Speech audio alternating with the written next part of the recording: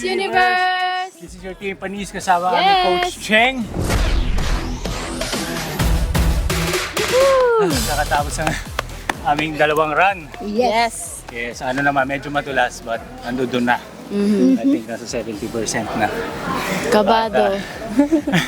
Kamusta? Pinakabahan ako kasi hindi ko magawa ngayon ng turns. Ba't gano'n? Pero kaya yan kasi may time pa kami to absorb lahat talaga and para ma-polish talaga yung mga steps. So, kaya to. Yes. Let's go!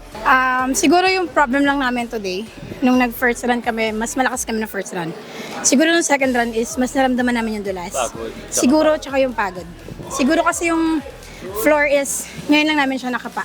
Hindi siya same sa floor na natatry namin ma-practice, na pinag-practice na namin na studio. So, I think, mas naiintindihan na namin ngayon kung saan kami nag-struggle.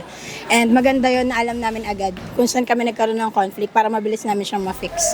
And I believe magagawa namin to dahil confident naman ako na kasama ko sila kasi alam kong yung trust ko sa kanila, babalik nila yung Let's go. tiwala sa akin. Let's go, Team Panis with Let's Coach go! Cheng. Let's go!